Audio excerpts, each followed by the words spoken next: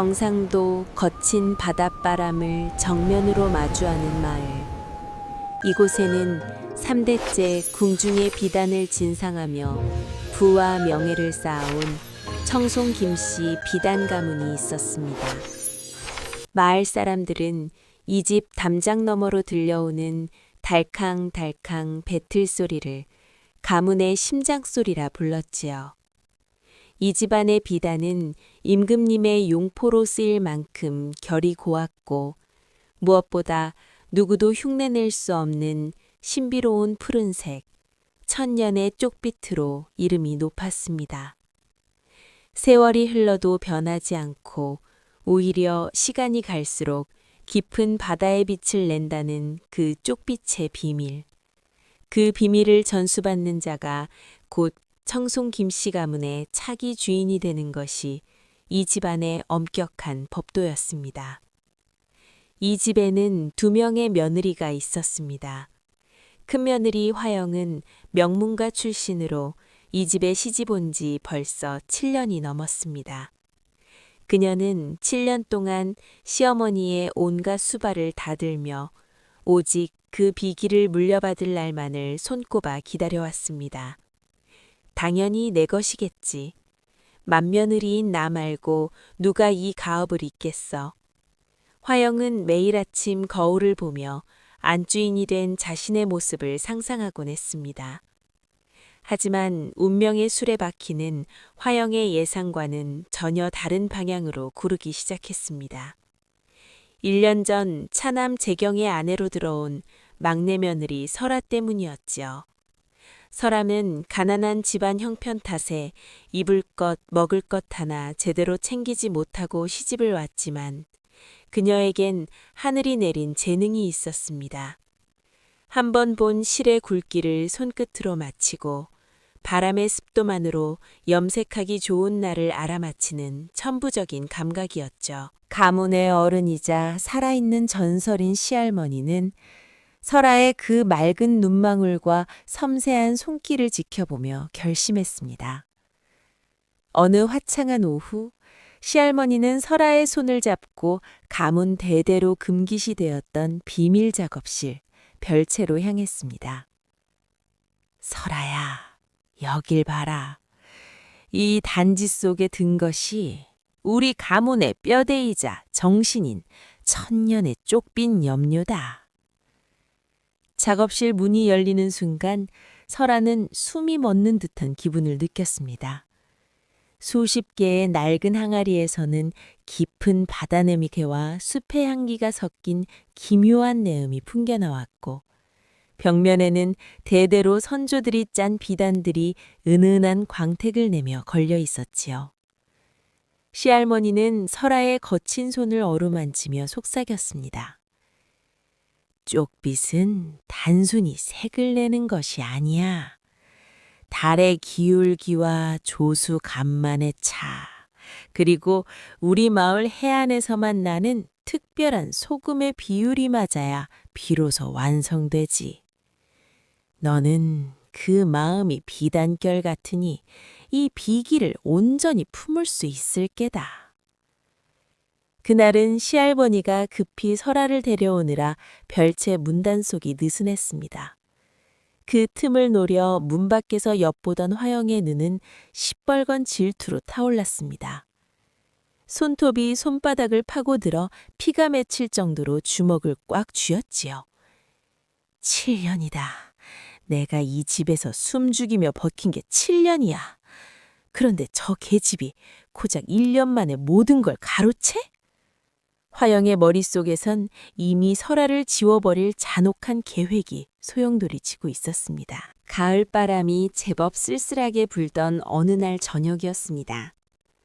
평소 설아를 거들떠보지도 않던 화영이 인자한 미소를 띠며 설아의 방을 찾았습니다. 그녀의 손에는 김이 모락모락 나는 찻잔이 들려 있었지요.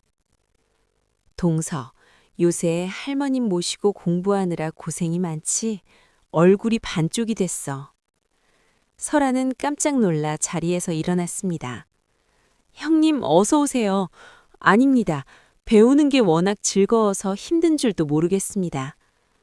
그래도 몸 챙겨가며 해야지. 이건 내가 친정에서 가져온 귀한 약재를 달인 차야. 목을 편안하게 해주고 기력을 보충해준다니 한 방울도 남기지 말고 마셔. 화영의 목소리는 한없이 부드러웠지만 그 눈빛은 먹잇감을 노리는 뱀처럼 차가웠습니다. 아무것도 모르는 설아는 형님의 배려에 감동하며 찻잔을 들었습니다. 한 모금 들이켜자 약간 비릿하면서도 혀끝이 아릿한 쓴맛이 감돌았습니다. 맛이 좀 생소하지? 원래 약이라는 게 입엔 쓴 법이야. 다 마셔. 설아가 잔을 비우는 것을 확인한 화영의 입꼬리가 비릿하게 올라갔습니다. 그 차 속에는 목소리를 만드는 목의 기맨만을 굳게 막고 정신과 손재주는 또렷하게 남기는 금지된 독초, 묵음초가 진하게 우러나 있었습니다. 예부터 장인이마 기록관을 무력화시킬 때 쓰이던 잔혹한 약초였습니다. 그날 밤 잠자리에 든 설아는 목구멍이 타들어가는 듯한 통증에 잠에서 깼습니다. 누군가 목을 밧줄로 꽉 조이는 듯한 압박감이 느껴졌고 물을 마시려 해도 침조차 삼키기 힘들었지요. 무언가 잘못됐다는 직감에 설아는 남편을 부르려 입을 벌렸습니다. 하지만 입술 사이로 새어나온 것은 말이 아니었습니다. 바람 빠진 풍선처럼 허무한 쇳소리뿐이었지요. 설아는 미친 듯이 목을 쥐어뜯으며 소리를 질러보려 했지만 그녀의 목소리는 어둠 속으로 흔적도 없이 사라져버렸습니다. 화영이 노린 것은 단순히 재능을 시기한 것이 아니었습니다. 가업의 비밀을 구전으로 전수받아야 하는 설아에게서 말을 앗아감으로써 그녀를 완벽한 폐인으로 만들려는 첫 번째 단계였던 것입니다. 목소리가 나오지 않는 충격에 휩싸인 채 맞이한 첫날 아침, 설아는 제 방 문을 열고 마당으로 달려나갔습니다. 시할머니께 그리고 남편에게 이 기막힌 상황을 알리려 했으나 목에선 바람 빠지는 소리조차 나지 않았지요. 설아의 당혹스러운 손짓을 보며 집안 사람들이 수군거리기 시작할 때 담장을 뒤흔드는 하인의 비명이 터져나왔습니다. 비단족자가 사라졌습니다. 그 소리에 집안은 순식간에 아수라장이 되었습니다. 사라진 족자는 청송 김씨 가문의 시조가 직접 짠 것으로 그 안에는 가문의 역사가 정교한 무늬로 새겨진 그야말로 가문의 혼과 같은 보물이었습니다. 시어머니 최나님은 사색이 되어 달려나왔고 시할머니는 충격으로 자리에 주저앉으셨습니다. 당장 찾아라. 담장을 넘은 쥐새끼가 있는지 집안에 내통한 자가 있는지 샅샅이 뒤져. 최마님의 서슬퍼런 호령에 하인들이 방마다 들이닥쳤습니다. 설아는 목을 부여잡고 눈물만 흘리며 마당 한 구석에 서 있었지요. 그때였습니다. 설아의 방을 뒤지던 큰며느리 화영이 날카로운 비명을 질렀습니다. 아니 이게 뭐야? 이게 왜 동서방 이불 밑에 있는 거지? 화영의 손에는 묵직한 비단주머니 하나가 들려 있었습니다. 그 안에는 평생 구경하기도 힘든 은자 수십 냥이 가득 들어 있었지요. 화영은 마치 큰 충격을 받은 듯 떨리는 목소리로 연기를 시작했습니다. 어머님, 보세요. 비기를 전수받자마자 가보를 팔아 제 실속을 챙기려 한 것입니다. 저 어린 것이 보통 영악한 게 아니에요. 말을 못하는 것도 필시 독한 마음을 먹고 꾸민 연극일 것입니다. 내 일에서 근본 없는 것을 들여서는 안 된다고 했거늘 당장 전현을 소금 창고에 가두어라. 족자를 어디에 빼돌렸는지 입을 열 때까지 단 한 모금의 물도 주지 마라. 설아는 하인들에게 질질 끌려 집 뒤편 가장 구석진 소금 창고에 내동댕이 쳐졌습니다. 소금 창고는 바닥에서 올라오는 눅눅한 습기와 코를 찌르는 짠내가 가득한 곳이었지요. 겨울로 접어드는 길목, 얇은 소복 차림의 설아는 창고 바닥에 웅크린 채 온몸을 떨었습니다. 채마님은 매일같이 창고를 찾아와 매질을 가했습니다. 말해라. 족자를 누구에게 넘겼느냐? 어디에 숨겼느냐? 매가 살을 찢고 소금기가 상처에 스며들 때마다 설아는 비명조차 지르지 못하는 고통 속에 정신을 잃어갔습니다. 하지만 그녀가 할 수 있는 것은 오직 피 섞인 눈물을 흘리는 것뿐이었지요. 사흘째 돌던 깊은 밤, 삐거덕거리는 소리와 함께 창고 문이 열렸습니다. 설아는 희미한 의식 속에서 남편이 구하러 온 줄 알고 고개를 들었으나 그곳에 서 있는 것은 차가운 달빛을 등진 화영이었습니다. 화영은 쪼그려 앉아 설아의 헝클어진 머리채를 움켜쥐었습니다. 가엾기도 해라, 우리 동서. 꼴이 이게 뭐야? 화영은 품속에서 족자를 훔칠 때 썼던 비단끈을 꺼내 보이며 낮게 읊조렸습니다. 억울해하지 마. 족자는 내가 뒷산 바위 밑에 묻어뒀으니까. 네가 마신 그 차, 묵음초라는 건데 평생 말은 못해도 정신은 말짱하게 해주는 아주 영특한 약이지. 네가 여기서 죽어줘야 내가 이 가문의 온전한 주인이 되지 않겠니? 설아의 눈에서 굵은 눈물이 투둑 떨어졌습니다. 분노와 배신감에 심장이 터질 것 같았지만 손가락 하나 까딱할 힘이 없었지요. 화영은 그런 설아의 얼굴에 침을 뱉고는 싸늘하게 돌아섰습니다. 걱정 마. 곧 편안하게 해줄게. 사람이 살 수 없는 아주 멋진 곳으로 보내주마. 다음 날 새벽 자욱한 안개를 뚫고 2명의 하인이 설아를 짐짝처럼 수레에 실었습니다. 최마님은 설아가 스스로 갑오를 팔고 도망치려다 병이 깊어 죽었다고 마을에 소문을 냈고 이제 설아를 산채로 유기하려는 것이었습니다.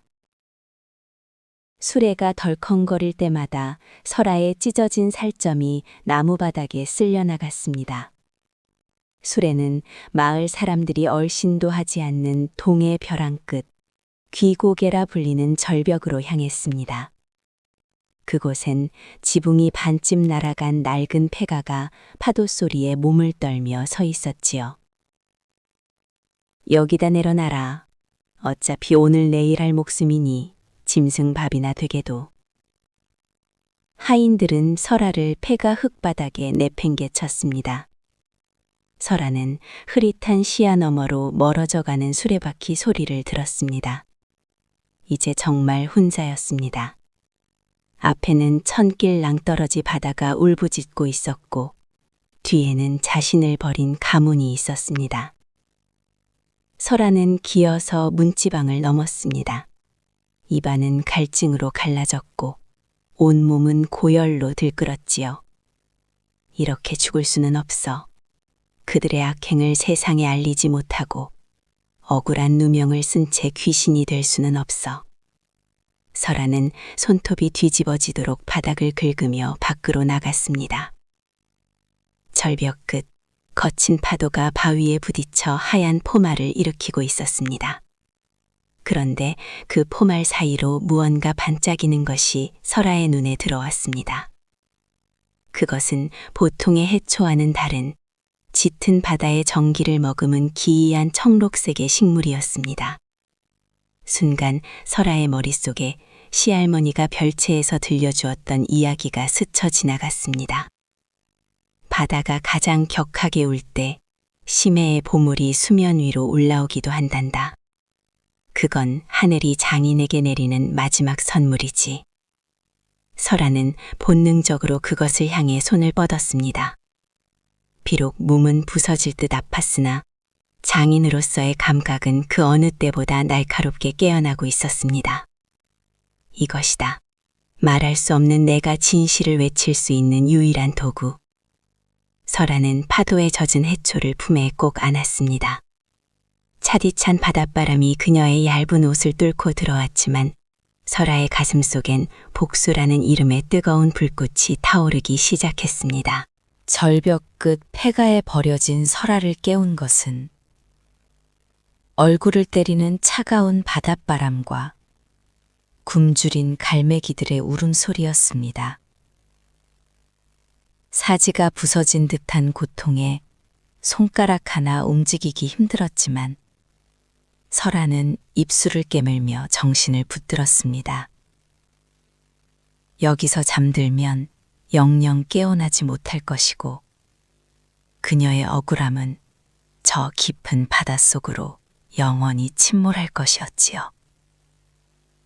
설아는 기어서 폐가 안쪽 비바람이 들이치지 않는 구석으로 몸을 옮겼습니다.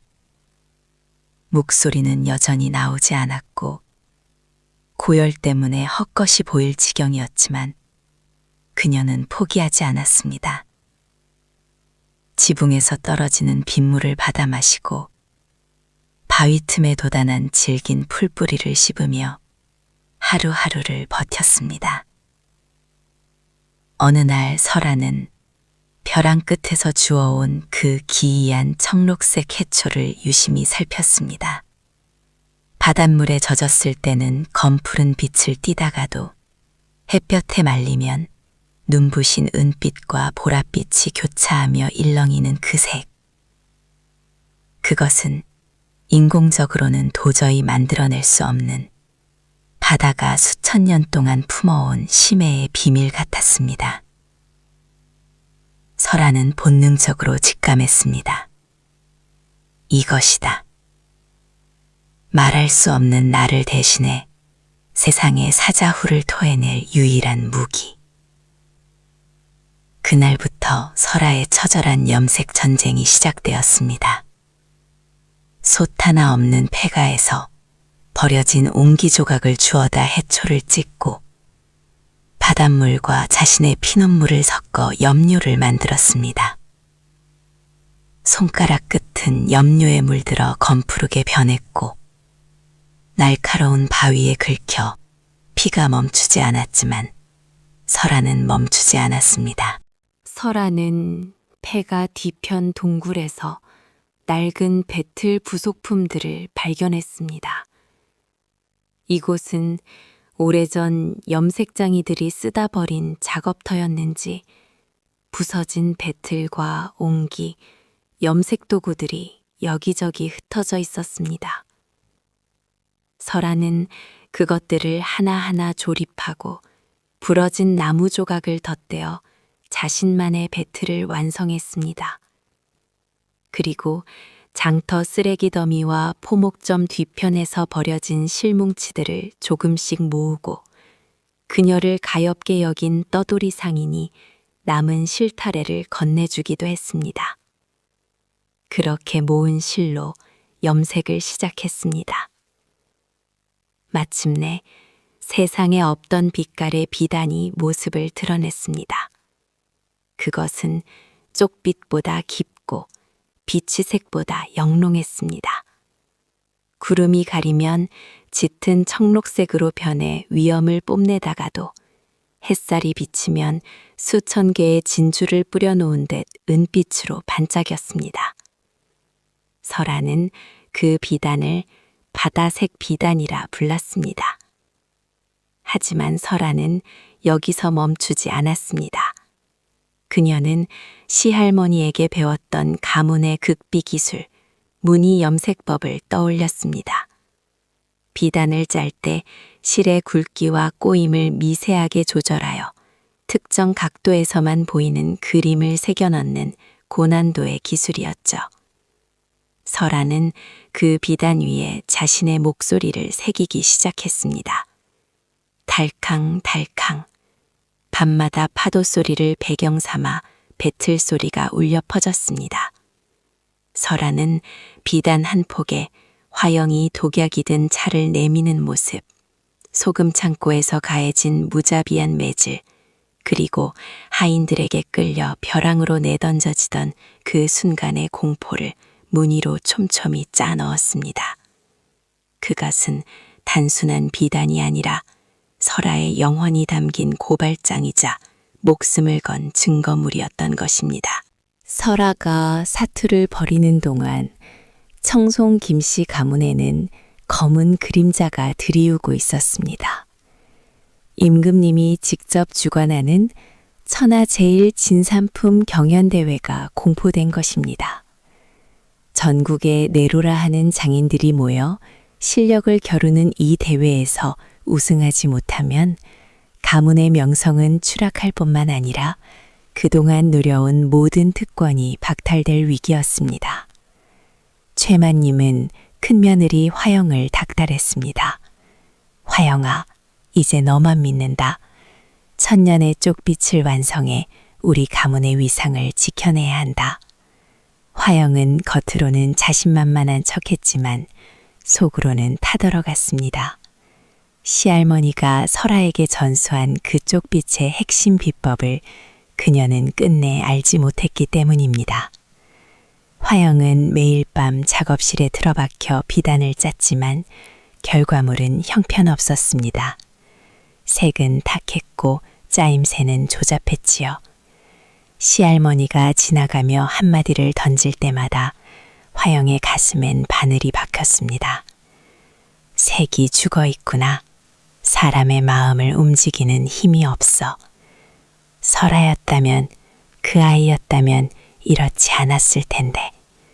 화영은 그럴 때마다 설아의 이름을 지우려 애썼습니다. 죽었을 거야. 그 절벽에서 살아남았을 리가 없어. 벙어리가 된 채 짐승 밥이 됐겠지.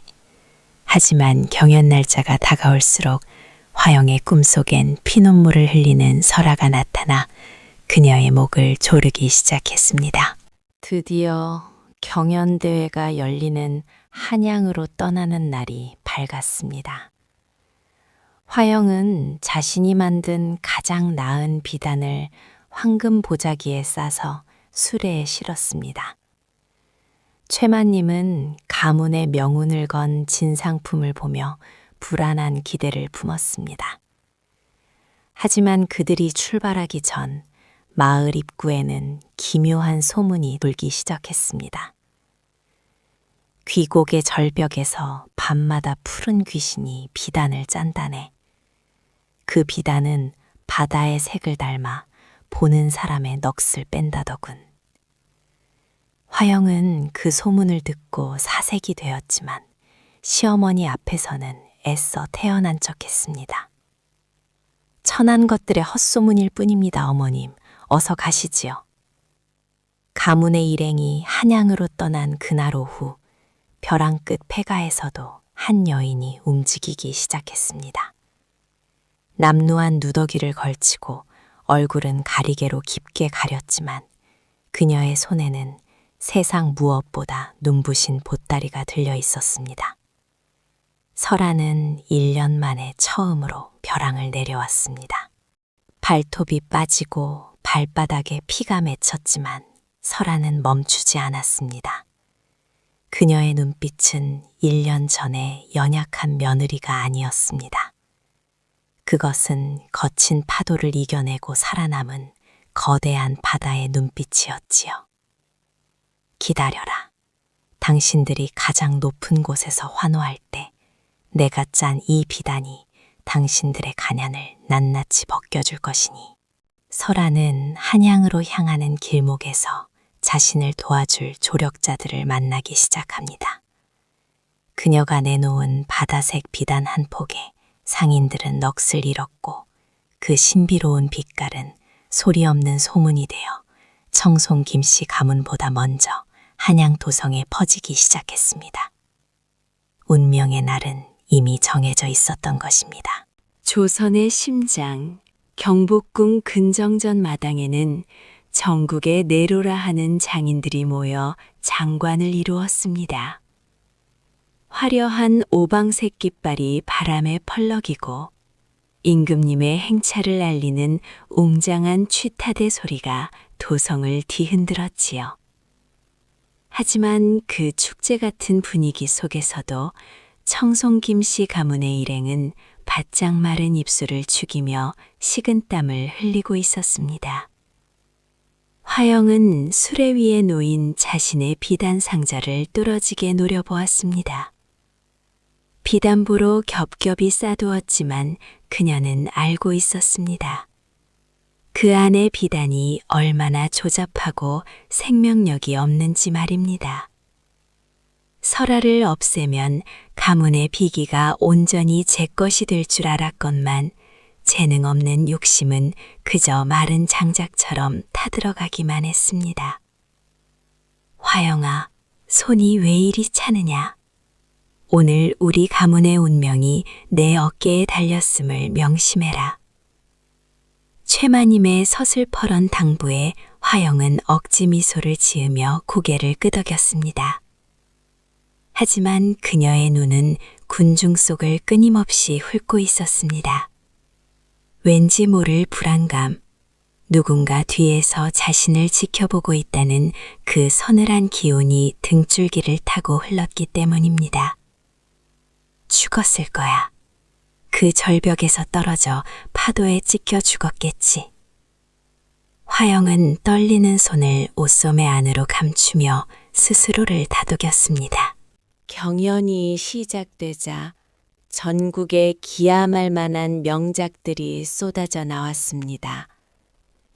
평안도의 화려한 자수, 전라도의 은은한 모시, 임금님의 안목은 높았고 신하들의 평가는 냉혹했습니다.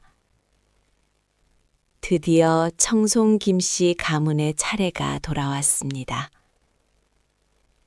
청송 김씨 비단 가문, 그 전설의 쪽빛을 펼쳐 보이거라.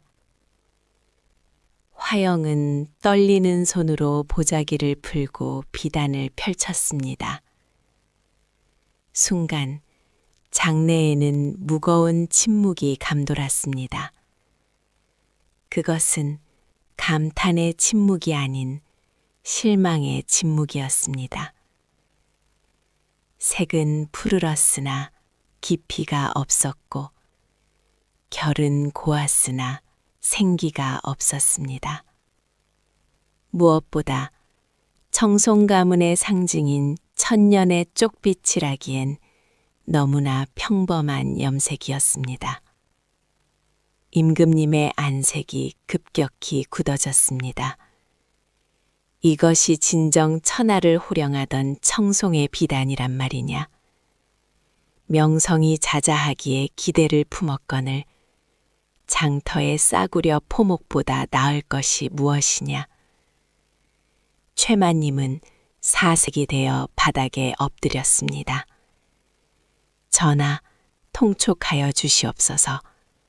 가문에 큰 우환이 있어 비기를 잇던 장인이 유명을 달리하는 바람에 화영 역시 머리를 조아리며 변명을 늘어놓으려던 찰나였습니다.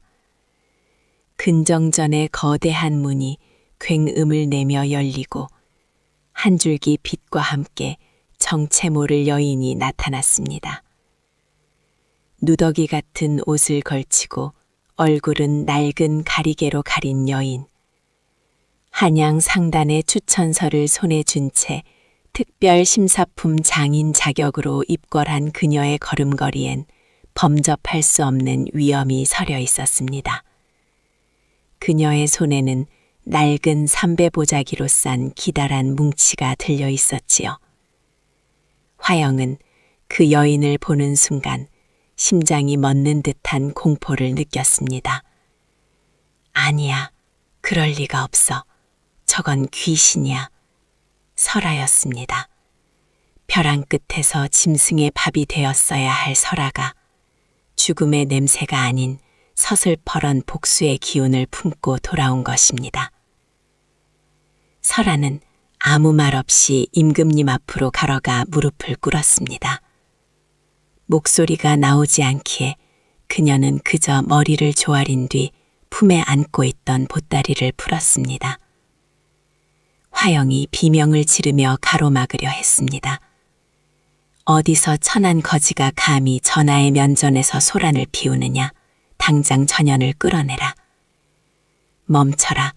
임금의 불호령이 떨어졌습니다. 저 여인의 눈빛을 보아라. 억울함이 골수에 사무친 자의 눈이다. 내 직접 저 여인의 물건을 확인하겠다. 설아의 손에서 비단이 술술 풀려나갔습니다.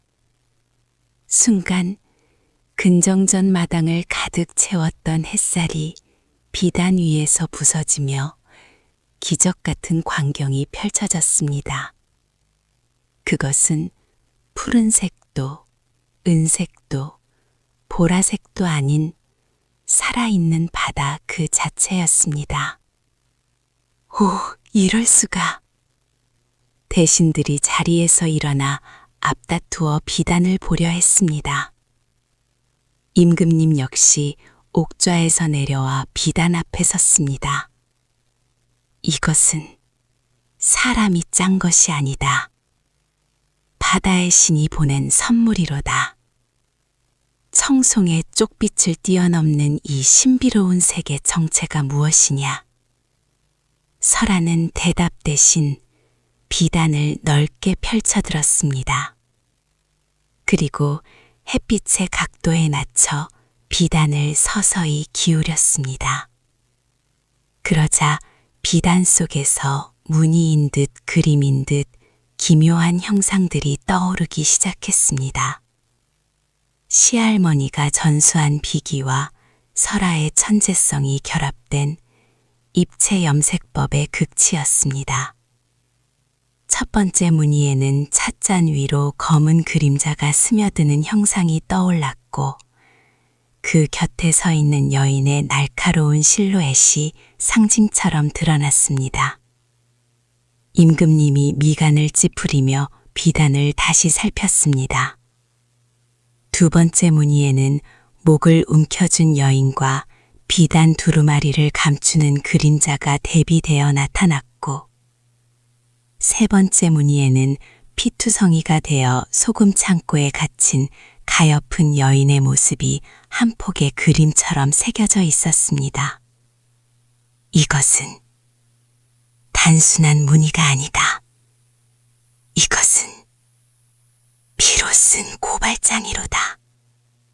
임금의 목소리가 천둥처럼 울렸습니다. 설아는 가리개를 벗어 던졌습니다. 흉터가 남은 창백한 얼굴이었지만 그녀의 눈은 그 어느 때보다 빛나고 있었습니다. 그녀는 자신의 목을 가리키며 입을 벙긋거렸습니다. 소리는 나지 않았지만 그 처절한 몸짓은 근정전에 모인 수백 명의 가슴에 칼처럼 꽂혔습니다.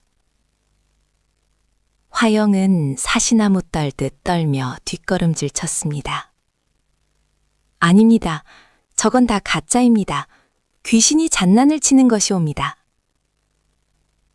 그때 임금의 명을 받은 암행어사가 화영의 소매를 낚아채 바닥에 내동댕 쳤습니다. 전하, 이미 청송 김씨 가문의 뒤를 조사하여 증거를 확보했습니다. 화영의 방 뒷간 밑바닥에서 사라진 비단 족자와 목소리를 뺏는 독약병을 찾아냈사옵니다. 모든 진실이 백일하에 드러났습니다. 최마님은 충격에 실신했고 화영은 바닥을 긁으며 살려달라고 애원했습니다. 하지만 임금님의 판결은 냉혹하고도 정의로웠습니다. 암행어사가 올린 증거와 비단의 기록을 대조한 뒤 임금은 분노에 찬 음성으로 외쳤습니다. 인간의 탈을 쓰고 어찌 이리 잔혹한 짓을 저질렀단 말이냐. 화영, 너는 네가 설아를 가두었던 그 소금 창고로 보내져 평생을 참회하며 살 거라. 그리고 청송 김씨 가문의 모든 권한과 비기를 정당한 주인인 설아에게 귀속시키노라. 설아는 고개를 숙여 절했습니다. 비록 목소리는 여전히 나오지 않았지만 그녀는 알고 있었습니다.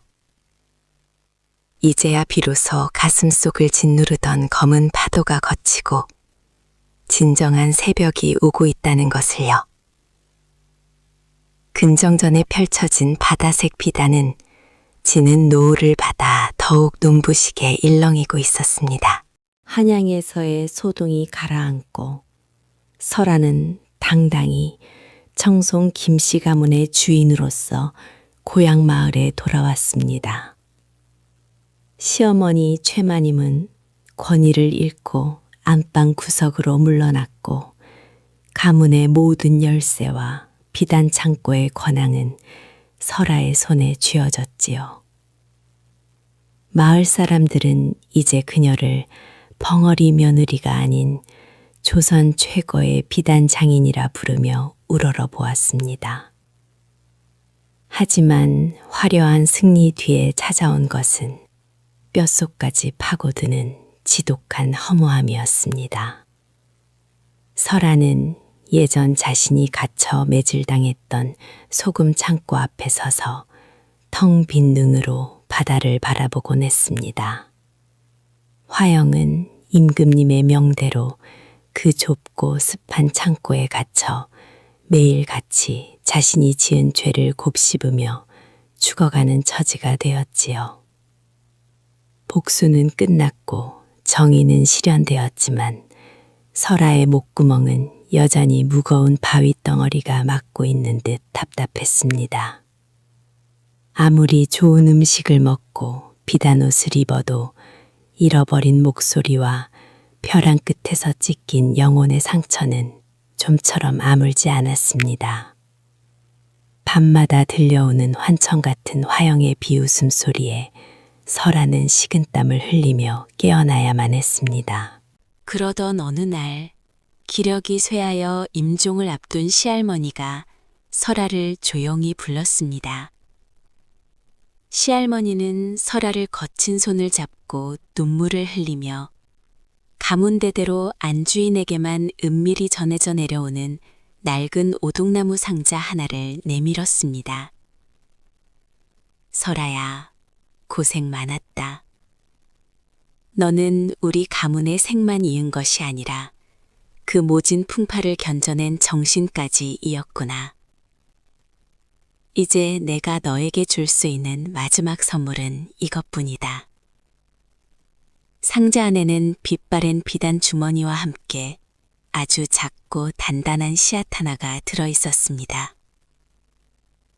이것은 보음하라 불리는 신비로운 꽃의 씨앗이란다. 이 꽃을 피워 차를 달여 마시면 잃어버린 목소리가 돌아온다는 전설이 있지. 하지만 이 꽃은 거름이나 물만으로는 절대 피지 않는다.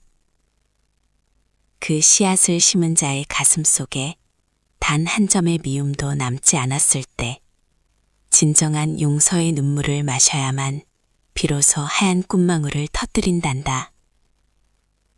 설아는 씨앗을 손에 쥐고 한참을 멍하니 서 있었습니다. 용서라니, 나를 벙어리로 만들고 도둑으로 몰아매질하고 벼랑 끝에서 짐승의 밥이 되라고 던져버린 그 여자를 용서해야만 목소리가 돌아온다니. 그것은 비단을 짜는 것보다 벼랑 끝에서 살아남는 것보다 훨씬 더 고통스럽고 어려운 과제처럼 느껴졌습니다. 설아는 집 뒤편 볕이 잘 드는 곳에 씨앗을 심고 매일 물을 주었습니다. 하지만 한 달이 지나고 두 달이 지나도 싹은 나올 기미조차 보이지 않았습니다. 설아의 마음속에는 여전히 화영에 대한 시퍼런 증오와 억울함이 칼날처럼 살아있었기 때문입니다. 어느 비바람 치던 밤, 설아는 등불을 들고 홀로 소금 창고를 향했습니다. 문을 열자 화려했던 큰 며느리의 모습은 간데없고 떼꾸정물이 흐르는 누더기를 걸친 채 미쳐가는 화영이 보였습니다. 화영은 설아를 보자마자 바닥을 기며 소리를 질렀습니다. 죽여라! 차라리 죽여! 네가 이겼지 않느냐! 왜 나를 이 지옥 같은 곳에 가둬두고 괴롭히는 거냐? 설아는 아무 말 없이 화영을 내려다보았습니다. 한때는 증오의 대상이었고 죽이고 싶을 만큼 미웠던 여인이었습니다. 그런데 그 처참하게 망가진 모습을 보고 있자니 분노 대신 기묘한 가련함이 밀려왔습니다. 저 여자도 결국 질투라는 독에 중독되어 제 영혼을 먼저 죽인 가엾은 존재였구나. 설아는 품속에서 따뜻한 주먹밥 한 덩이와 깨끗한 무명천을 꺼내 화영 앞에 놓아주었습니다. 그리고 처음으로 화영의 눈을 똑바로 응시하며 손을 맞잡았습니다. 용서한다는 말은 할 수 없었지만 설아의 따뜻한 체온이 화영의 거친 손으로 전달되었습니다. 화영은 멍하니 설아를 바라보다가 이내 설아의 무릎에 얼굴을 묻고 어린아이처럼 목 놓아 울기 시작했습니다. 미안하다, 설아야. 내가 잘못했다. 제발 나를 용서하지 마라. 화영의 통곡 소리를 뒤로하고 창고를 나온 설아는 곧장 씨앗을 심은 곳으로 달려갔습니다. 놀랍게도 흙을 뚫고 가냘픈 초록색 싹이 돋아나 있었습니다. 설아는 그 앞에 주저앉아 평생 참아왔던 모든 슬픔과 억울함, 그리고 마지막 남은 증오까지 모두 눈물에 섞어 쏟아냈습니다. 그 눈물이 싹을 적시자 기적 같은 일이 벌어졌습니다. 사흘 밤낮 설아의 눈물과 정성을 머금은 끝에 줄기가 자라오르더니 마침내 순백의 고결한 꽃이 활짝 피어났습니다. 달빛 아래서 은은한 향기를 내뿜는 그 꽃은 설아가 짠 바다색 비단처럼 신비로운 광채를 내뿜고 있었습니다. 설아는 떨리는 손으로 꽃잎을 따서 차를 다렸습니다. 며칠 동안 차를 다려 마신 끝에 1년 넘게 굳어있던 목구멍의 근육이 서서히 풀리며 뜨거운 기운이 돌아오는 것이 느껴졌습니다.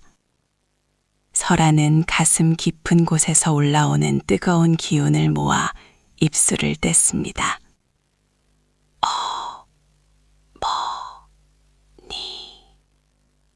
처음엔 갈라진 쳇소리였지만 이내 맑고 고운 목소리가 밤 공기를 갈랐습니다.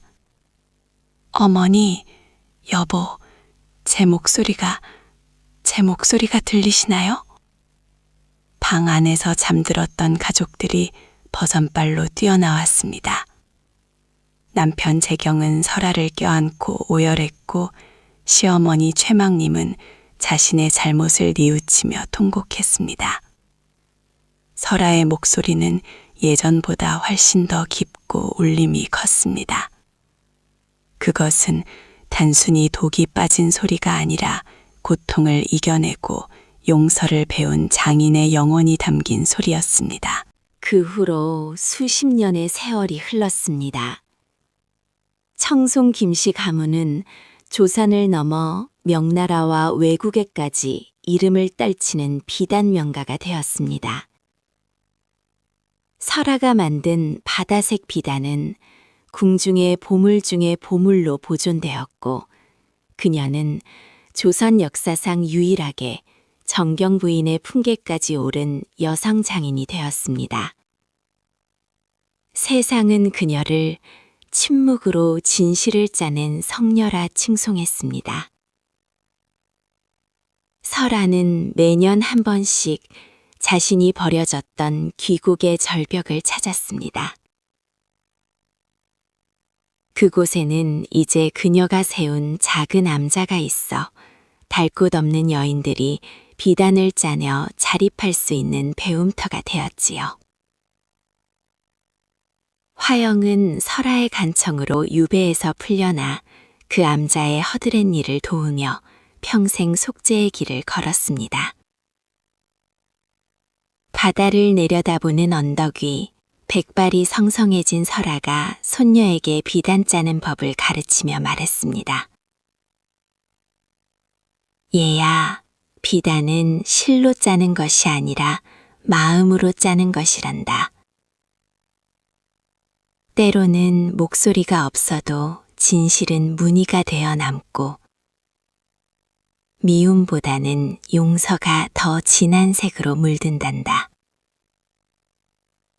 저 푸른 바다를 보아라.